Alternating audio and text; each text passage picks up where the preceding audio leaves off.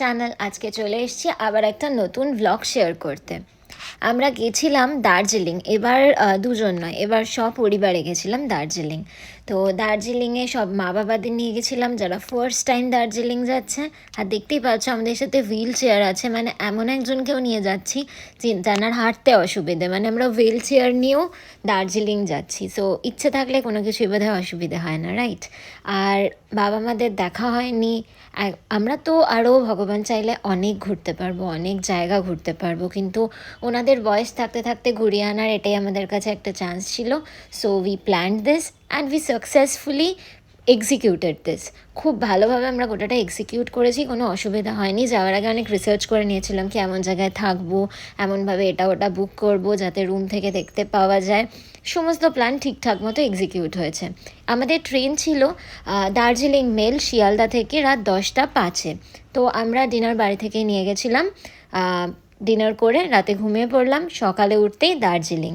So সকালে উঠে আমাদের তো গাড়ি আগে থেকেই বুক ছিল।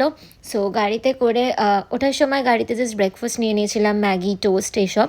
তারপর প্রথম আমরা এই পয়েন্টটায় এসে থামলাম, এটা হলো টিমলিং ভিউ পয়েন্ট। খুব সুন্দর একটা ভিউ পয়েন্ট, আর এখানে একটা ক্যাফে কাম রেস্টুরেন্ট মতো ছিল। সেখানে আমরা চা খেতে খেতে এই ভিউ পয়েন্টটা খানিকক্ষণ এনজয় করলাম। আর আমরা দার্জিলিং আসার অনেকগুলো রাস্তা হয়, একটা হচ্ছে কালিম্পং দিয়ে হয়, আর একটা হয় মিরিক দিয়ে, আর একটা হয় তিস্তা, মানে তিস্তা নদীর পাশ দিয়ে যে রাস্তাটা যায় সেটা। আমরা ইউজ করেছিলাম মিরিকের রাস্তাটা। সো আমরা প্ল্যান ছিল এরকম যে অনেকগুলো ভিউ পয়েন্ট দেখতে দেখতে দার্জিলিংয়ের হোটেলে বিকেল করে ঢুকবো। টিমলিং ভিউ পয়েন্ট থেকে আমাদের নেক্সট ডেস্টিনেশন ছিল মিরিক লেক। তো মিরিক লেকে এলাম। তো এখানে তো ভীষণ সুন্দর লেকটা ভীষণ সুন্দর লাগছিলো। আমরা জেনারেলি বোট রাইডিং করিনি, আমরা লেকে এসে কিছু ছবি টবি শ্যুট করলাম। আর মিরিক লেকের পাশেই একটা পার্ক মতো আছে যেখানে আবার এন্ট্রি ফি আছে, এন্ট্রি ফি দিয়ে একটা সাজানো বাচ্চাদের পার্ক মতো। কিন্তু সেদিন বুদ্ধিস্টদেরই কিছু একটা রিচুয়ালস ছিল যার জন্য সেই জায়গাটা খোলা ছিল। সো দেখতে পাবে আমরা রিচুয়ালের জায়গাটায় গেলাম এবং আমরা ওখান থেকেও কিছু ভিডিওস করলাম। সেদিন ওই জায়গাটা খোলা ছিল। সো মিরিক লেকটা ঘোরার পর আমরা চলে যাব আমাদের নেক্সট ডেস্টিনেশনের জন্য। আর যাওয়ার পথে মাঝখানে কোথাও একটা বাঙালি রেস্টুরেন্ট দেখে খাবার সেরে নেব, মানে লাঞ্চটা করে নেব। কারণ আমরা যা যা ভিউ পয়েন্ট লিস্টে রেখেছি সেগুলো করতে করতে দার্জিলিং যখন পৌঁছবো তখন প্রায় বিকেল হয়ে যাবে। সো আমাদের লাঞ্চটা মাঝ রাস্তাতেই সেরে নিতে হবে। এই মিরিক লেকের পাশে প্রচুর বাঙালি হোটেল পাবে, কিন্তু তখন আমাদের সেভাবে খিদে পায়নি। 12টা মতো বাজে, 12টা 12:30। সো সেই সময় খিদে পায়নি, তাই আমরা লাঞ্চটা সেখানে করিনি। আমরা লাঞ্চটা করেছি গোপালধারা টি স্টেটে গিয়ে, আমরা লাঞ্চটা সেখানে করেছি। দেখো অসাধারণ সুন্দর ভিউ ছিল, খুবই ভালো লাগছিলো লেকের জলটা দেখতে। আর আমার মনে হয় এখানে বোট রাইডিং করলেও বেশ ভালো লাগবে। এখানে হর্স রাইডিংও করার অপশান আছে, সো বাচ্চারা গেলে হর্স রাইডিং করলেও মজা পাবে। এরপরে এখান থেকে আমাদের নেক্সট ডেস্টিনেশন থাকবে গোপালধারা টি এস্টেট। মানে আমরা আমাদের লিস্টে অ্যাকচুয়ালি এমনভাবে রেখেছি যারা এসছেন তা আমাদের সাথে তারা আগে কখনো পাহাড়ে আসেননি, সো এমন এমন জায়গা রেখেছি যাতে সবগুলো একবার করে কভার হয়। মানে এইটা দেখো, সেই যে বলছিলাম রিচুয়ালস চলছিল, এটা ছিল ওনাদের রিচুয়ালস, কিছু একটা ধর্মীয় অনুষ্ঠান চলছিল, আমরা এই জায়গাটাও ঘুরে গেলাম। আর হ্যাঁ, যেটা বলছিলাম যে সব কিছু একটু একটু করে রেখেছি, মানে চা বাগান, কমলা লেবুর বাগান, পাইন ফরেস্ট, ভিউ পয়েন্টস, তারপর মনেস্ট্রি, সব কিছু, কাঞ্চনজঙ্ঘা, সব কিছু একটু একটু করে রাখার চেষ্টা করেছি, এমনভাবে করার চেষ্টা করেছি যাতে এই দুদিনের ট্যুরের মধ্যে সবটা কভার হয়ে যায়। মানে আমাদের ট্যুরটা ছিল 3 দিন 2 রাত্রির, তার মধ্যে যাতে সবটা কভার হয়ে যায়। তো এরপরে আমাদের নেক্সট ডেস্টিনেশন হচ্ছে মিরিক দিয়ে যাওয়ার পথে, জানো সব, মানে যারা গেছো দার্জিলিং তারা খুব ভালো করে জানো যে প্রচুর চা বাগান পড়ে। তো আমরা গোপালধারা টি স্টেটে নামবো, আর ওখানকার ওইখানেই আমরা আমাদের লাঞ্চটা কমপ্লিট করি। তারপর আমাদের ডেস্টিনেশন ছিল সীমানা ভিউ পয়েন্ট, আর তারপর হচ্ছে লেপচা জগতের যে পাইন ফরেস্ট আছে সেটা। দেখো এই সময় কিন্তু খুব সানি ওয়েদার ছিল, চারপাশে ফ্লাওয়ার্স দারুণ লাগছিল। আর যারা পাহাড়ে ভালোবাসো তারা এটা এগ্রি করবে যে পাহাড়ে ভিউ পয়েন্টে যাওয়ার যতটা না আনন্দ আছে, তুমি যখন রাস্তা দিয়ে যাচ্ছ রাস্তাটা খুব ইম্পর্ট্যান্ট। মানে পাহাড়ে এক একটা বাঁকে এক এক রকম সৌন্দর্য। তো ওই বলে না, the journey is most important than the destination. তো জার্নিটাই বেশি বিউটিফুল দ্যান দ্য ডেস্টিনেশন। তো এখন এরকম সানি ওয়েদার দেখছো, কিন্তু কিছুক্ষণ যাওয়ার পরে যখন বিকেল হতে আসছে, সেই সময় আমরা যখন লেপচা জগতে পৌঁছাই তখন একদম শ্যাবি ওয়েদার হয়ে গেছিলো। মানে খুব স্যাঁতস্যাঁতে, আগে বৃষ্টি হয়েছে, রাস্তা ভেজা, আর তার মধ্যে পাইন ফরেস্ট, বুঝতেই পারছো মানে একেবারে শীত জাঁকিয়ে বসেছিল। পাহাড়ে ওয়েদার যে কখন কেমন চেঞ্জ হয়ে যায় বোঝা যায় না। তো তখন ওয়েদার দেখে আমরা ভেবেছিলাম তাহলে বোধহয় কাঞ্চনজঙ্ঘা, টাইগার হিল যাওয়ার প্ল্যান এসব ক্যান্সেল করতে হবে, এরকম বৃষ্টি থাকলে তো আর কিছুই দেখতে পাবো না। কিন্তু হোপফুলি আমরা পরদিন কিন্তু দেখতে পেয়েছিলাম। সো চলো, গোপালধারা টি স্টেট আর এগুলো আপাতত দেখে নেওয়া যাক, তারপর বলছি নেক্সট কোথায় কোথায় গেলাম।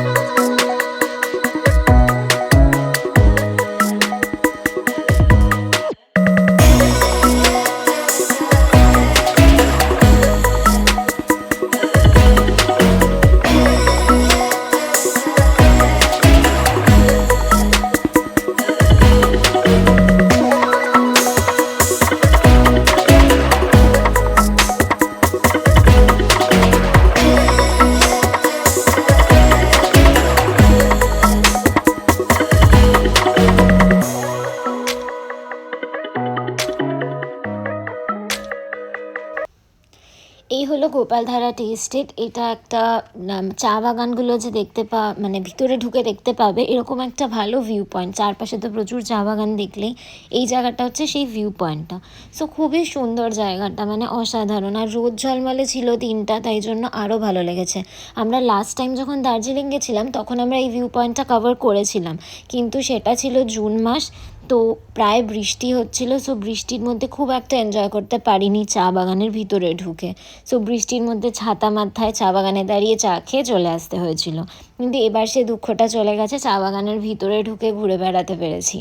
তো এটা দেখো, মানে পুরো সবুজ ভেলভেট চারপাশে মনে হচ্ছে। সো আমি তো খুব এনজয় করেছি। আর এখানেই আমরা আমাদের লাঞ্চটা সেরে নিলাম। লাঞ্চ মোটামুটি পাহাড়ে যেরকম হয় সেরকম ছিল। 180 টাকা ছিল চিকেন থালি, তো আমরা সেটাই খেলাম। তো সবাই মিলে চিকেন থালি খেয়ে তারপর সেখান থেকে বেরিয়ে পড়লাম। এবার আমাদের নেক্সট ডেস্টিনেশন হচ্ছে সীমানা ভিউ পয়েন্ট, মানে ভারত নেপাল সীমানা ওটা। কিন্তু যেতে যেতে আমরা এতটাই মেঘ কুয়াশা মতো একটা হয়ে গেছিলো যে সীমানা ভিউ পয়েন্টে আমরা অ্যাজ সাচ কিছু দেখতে পেয়েছি এরকম নয়। তো সেখান থেকে আমরা চলে গেছিলাম লেপচা জগতের পাইন ফরেস্ট। এবার পাইন ফরেস্টে কিন্তু কুয়াশা হলে বেশ একটা মায়াবী ব্যাপার তৈরি হয়। সো কুয়াশায় পাইন ফরেস্টটা বেশ ভালো লেগেছিলো।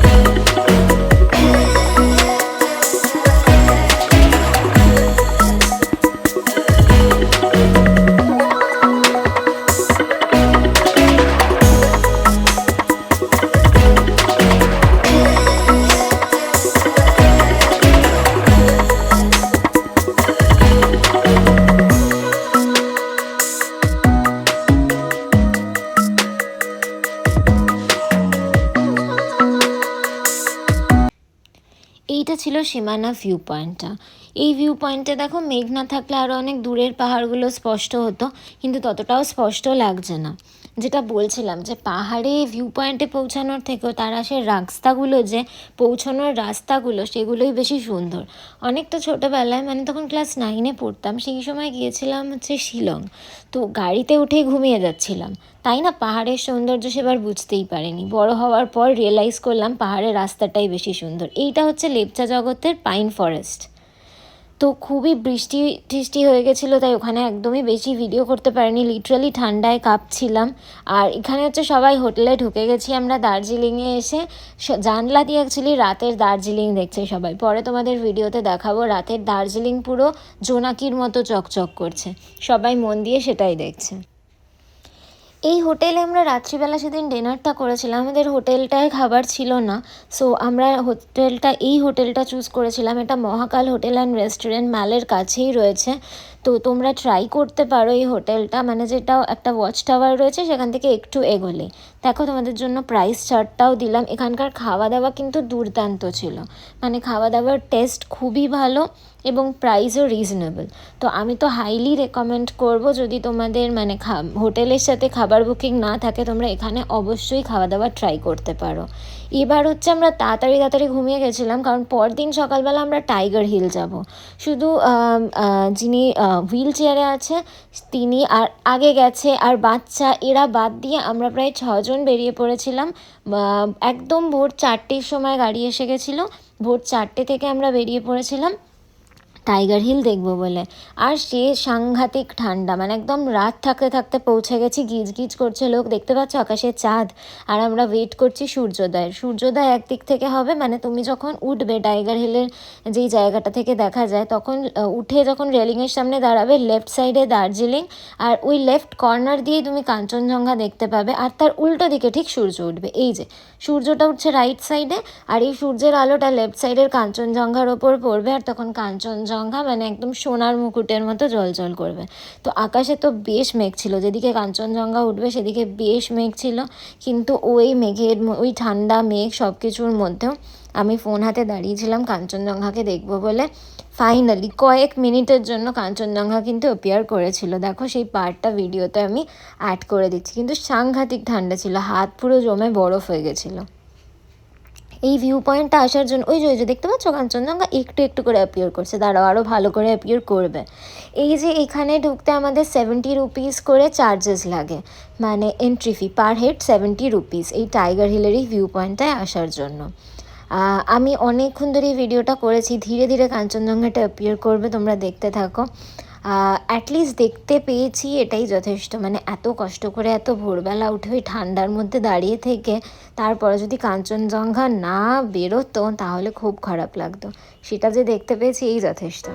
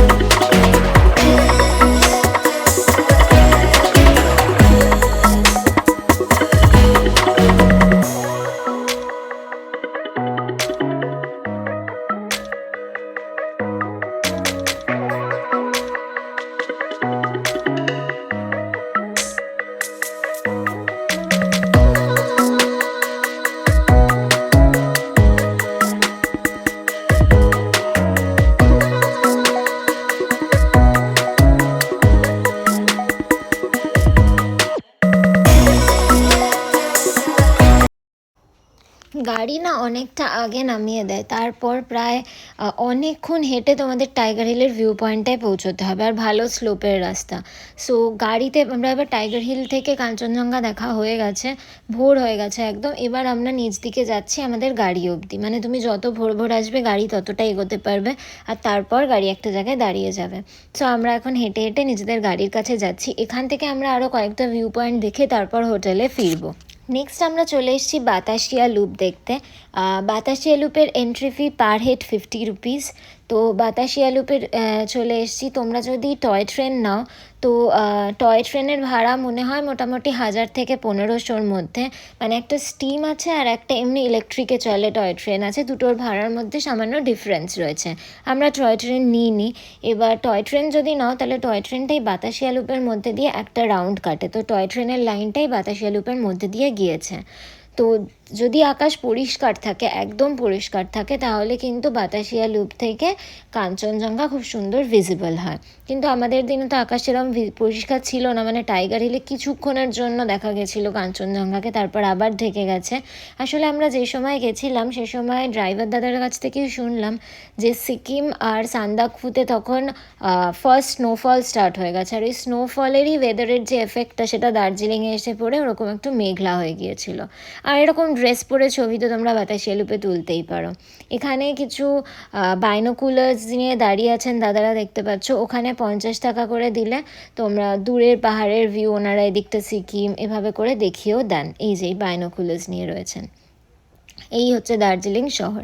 এখান থেকে আমরা আরেকটা ভিউ পয়েন্টে চলে যাব, সেটা হচ্ছে একটা মনেস্ট্রি রয়েছে, সেই মনেস্ট্রিতে চলে যাব, ডালি মনেস্ট্রি।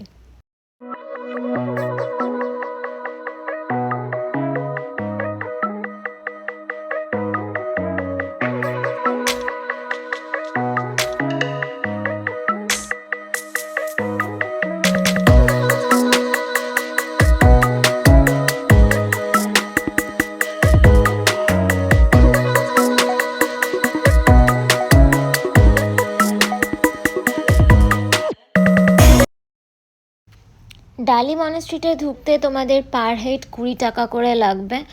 আর মনেস্ট্রির ভিতরটা কিন্তু ভীষণ সুন্দর, দেখতেই পাবে, আর কিছুটা খোলা জায়গাও আছে, সেখান থেকেও দারুণ দার্জিলিংয়ের ভিউ পাওয়া যায়।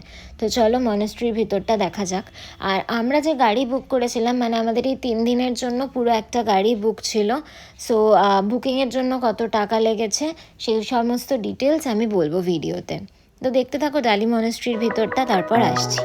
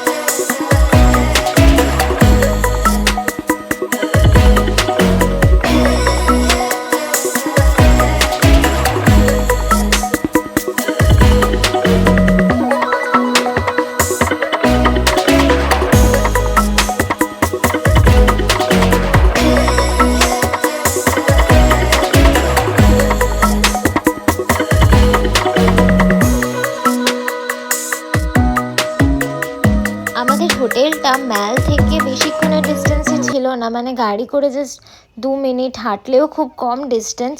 কিন্তু পাহাড়ি রাস্তায় ডিস্টেন্স কম হলেও খাড়াইটা কিন্তু ম্যাটার করে। তো দেখো আমি হোটেলে হেঁটে যাচ্ছি এখন, জাস্ট ম্যালের সামনে থেকে, ওয়াচ টাওয়ারের সামনে থেকেই রাস্তাটা চলে গেছে, সেখান থেকে হেঁটে যাচ্ছি। তোমরা দেখলে বুঝতে পারবে রাস্তাটা কতখানি খাড়াই করে আমরা গিয়ে পৌঁছচ্ছি। কিন্তু আমরা এই হোটেলটা নিয়েছিলাম তার কারণ হচ্ছে যে এই হোটেলে আমরা আগে থেকে গেছি এবং সমস্ত ব্যবস্থা জানি, এবং আমাদের যেহেতু হুইল চেয়ারের ব্যাপার ছিল, তাই এমন এন্ট্রান্স হতে হবে যেটা দিয়ে হুইল চেয়ার যাবে, গাড়ি একদম সামনে অবধি যাবে। আবার 4 জন করে থাকার রুম চাই আমার।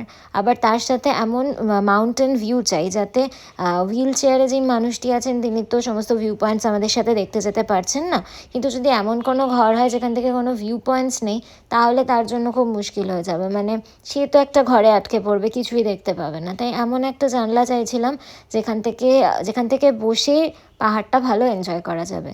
তো সব মিলিয়ে আমরা চেনা জানা ছিল বলে এই হোটেলটাই বুক করেছি। কিন্তু ওঠার রাস্তাটা কিন্তু সাংঘাতিক খাড়াই, মানে বেশ কষ্ট হবে উঠতে।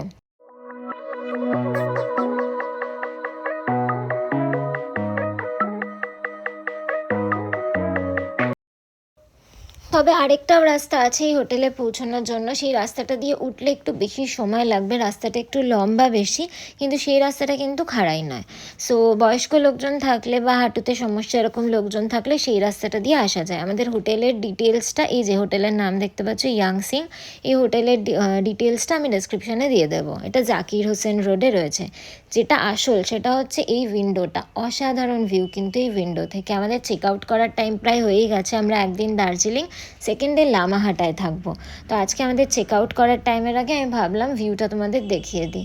এখান থেকে কিন্তু দুর্ধর্ষ ভিউ, মানে বর্ষাকালেও আমরা এই হোটেলে এসেছিলাম তখন জানলা দিয়ে মেঘ ঢুকে আসে, আর এখন উইন্টার বলে ভিউটা এরকম।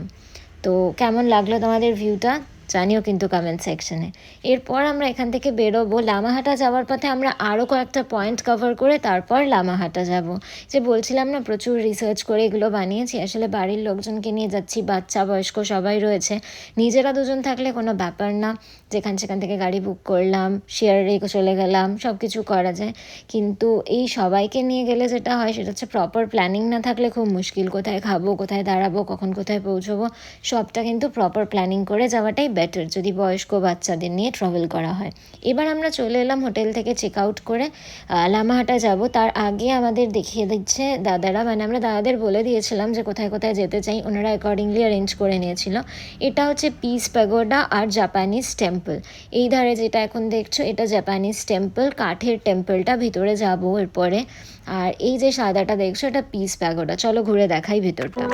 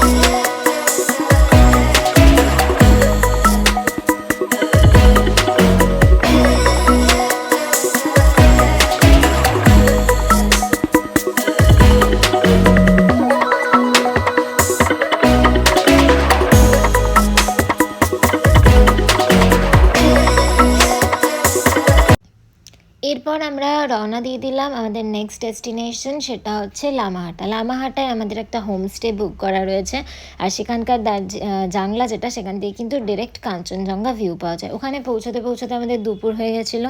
ওনারা একদম গরম গরম লাঞ্চ নিয়ে রেডি। ওখানে কিন্তু সাংঘাতিক ঠান্ডা ছিল, আর সেখানেই ধোয়া ওঠা ভাতটা জাস্ট স্বর্গ ছিল।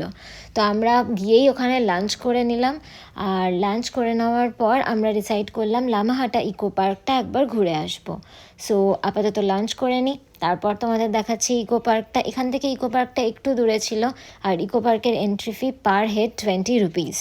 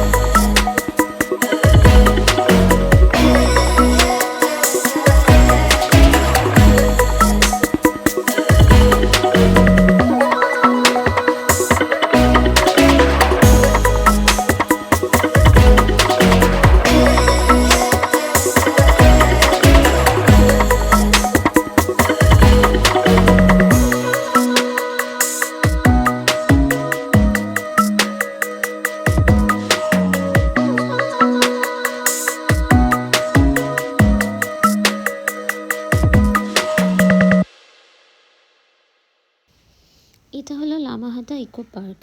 এটাতে আমরা এন্টার করব।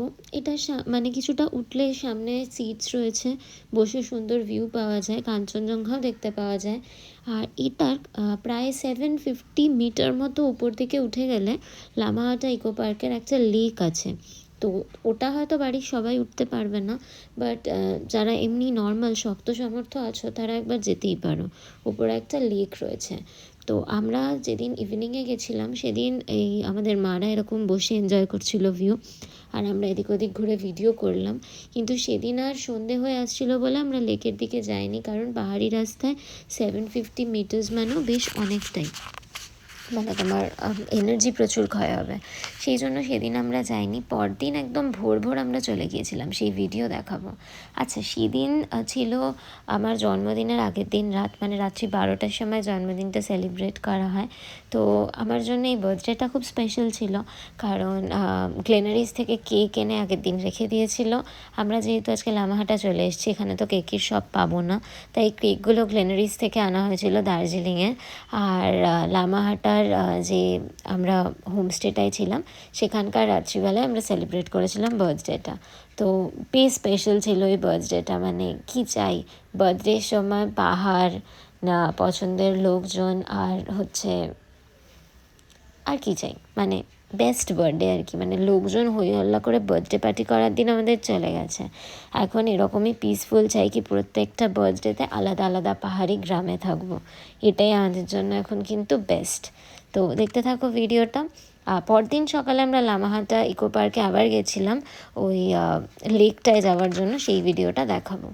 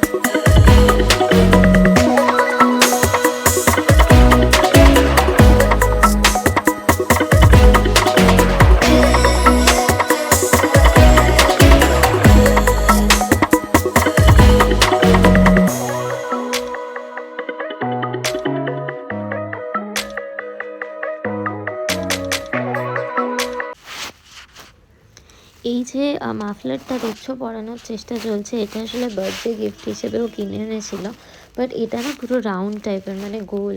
তো এটা যে কীভাবে অ্যাকচুয়ালি পড়তে হয় সেটাই ডিসকভার করা চলছিল আমার ওপর এক্সপেরিমেন্ট করে। তো ওই আর কি, ও এটাই বিভিন্নভাবে পড়িয়ে দেখাচ্ছিল, ডাকাত লাগছে যদিও। তো এটা নিয়ে মজা করছিলাম রাত্রি 12টার সময়।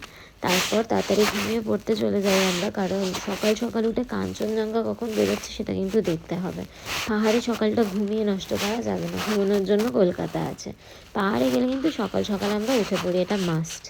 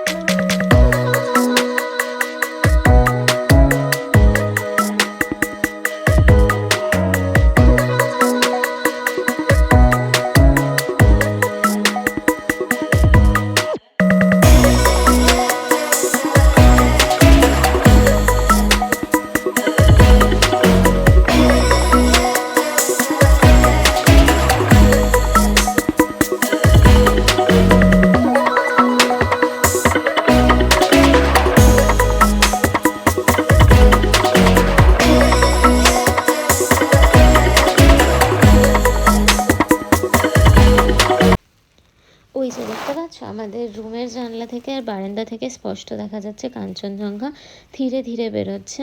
তো এটা দেখার জন্যই প্রায় 5টা থেকে উঠে সবাই বসেছিলাম, মাঝে মাঝে চেক করছিলাম। তখন পুরো মেঘ ছিল, আস্তে আস্তে মেঘ সরে কাঞ্চনজঙ্ঘা দেখা গেছে। প্রায় 1-1.5 ঘন্টার উপরে কাঞ্চনজঙ্ঘা এরকম ভিজিবল ছিল। তো দারুণ ছিল ভিউটা কিন্তু।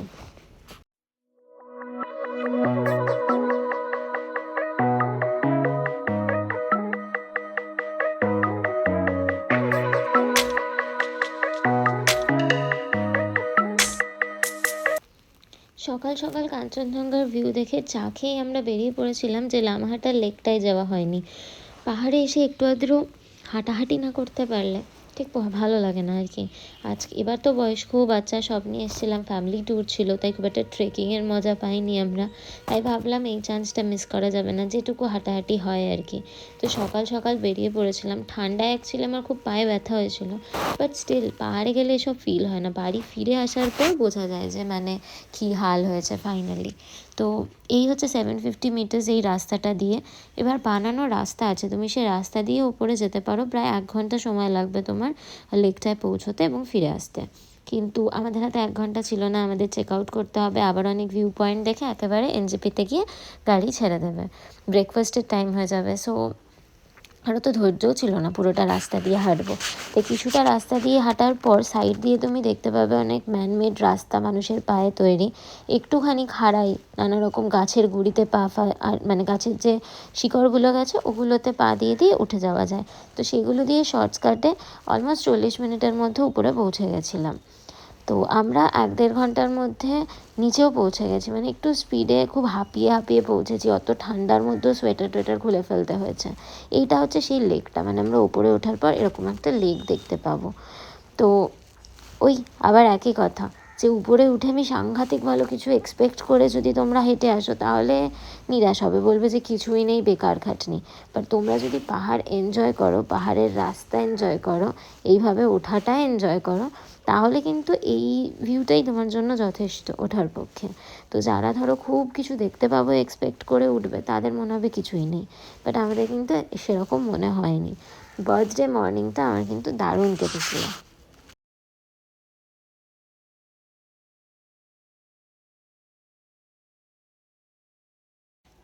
ব্রেকফাস্টে পুরি সবজি ছিল, আর আমি ব্রেড বাটার বলেছিলাম, সাথে ডিমের অমলেট এসব ওরা দিয়েছিল।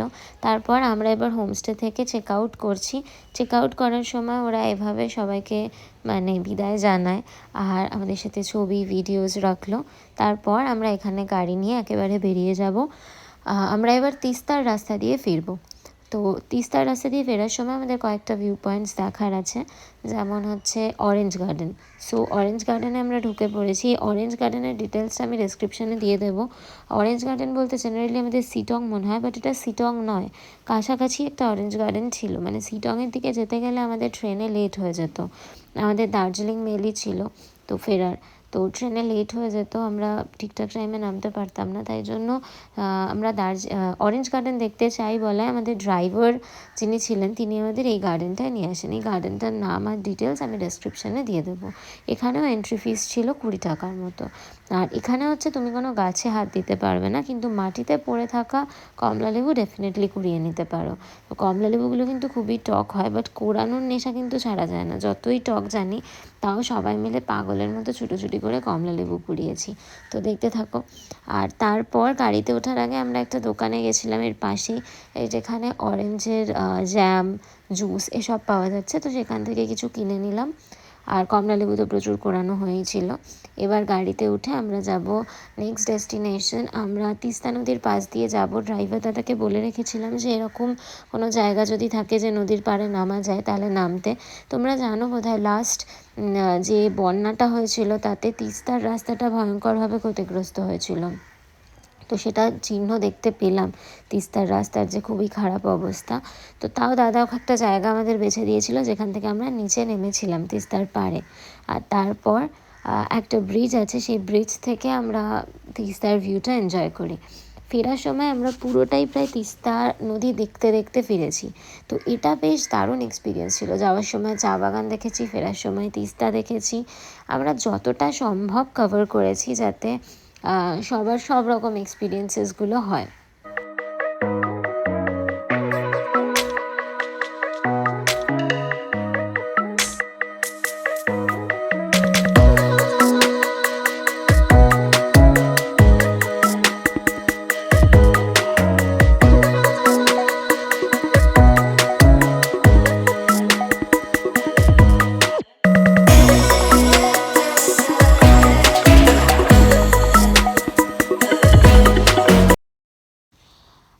যে গাড়িটা আমরা বুক করেছিলাম একেবারে এনজিপি টু এনজিপি বুক করেছিলাম, আর মাঝে রাস্তায় কোন কোন ভিউ পয়েন্টে গেলাম, টাইগার হিল গেলাম, সমস্ত কিছু দেখালামই।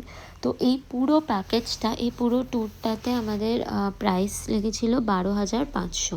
মানে গাড়িটায় আমরা 8জন ট্রাভেল করেছিলাম, 8জন বড় আর 1জন বাচ্চা। তো সব মিলে আমাদের 12,500 লেগেছিল।